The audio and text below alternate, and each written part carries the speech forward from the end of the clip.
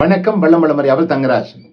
தங்கத்தில் முதலீடு பண்ணுறதுக்கு அரசாங்கம் சாவரின் கோல்டு பாண்ட் அப்படின்னு ஒரு திட்டத்தை அறிவிச்சாங்க.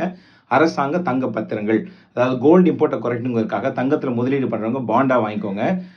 மெச்சூரிட்டியும் போது நாங்கள் என்ன வேல்யூவோ அதை நான் உங்களுக்கு கேஷாக கொடுக்குறோன்னு சொல்லியிருந்தாங்க. 2018 மார்ச் 2021 வரைக்கும் சாவரின் கோல்டு பாண்ட்ஸ் இஷ்யூ பண்ணாங்க. இது தங்கத்தோட அபரிதமான விலை உயர்வினால முன்னாடியே ப்ரீ க்ளோஸ் பண்ணிட்டாங்க. 5 வருஷம் கழிச்சு ப்ரீ க்ளோஸ் பண்ணுறதுக்கு ஆப்ஷன் இருக்குது. அரசாங்கமே ப்ரீ க்ளோஸ் பண்ணிச்சு. அதில் 28 சாவரின் கோல்டு பாண்ட் இன்னும் பாக்கி இருக்குது. இப்போ ரிசர்வ் பேங்க் ஆஃப் இந்தியா அதுக்கும் ரீபர்ச்சேஸ் அனௌன்ஸ் பண்ணிட்டாங்க. ஒரு யூனிட்டோட விலை 10,070 ரூபாய்க்கு நாங்கள் திருப்பி எடுத்துக்கொள்கிறோம், உங்களுக்கு பணமாக தருகிறோம்னு சொல்கிறாங்க. அது போக ஏற்கனவே நம்ம சேனலில் வீடியோ வெளியிட்டிருந்தோம். இனிமேல் தங்க பாண்ட் வருங்கிற மாதிரி எந்த அனௌன்ஸ்மெண்ட்டும் வரல.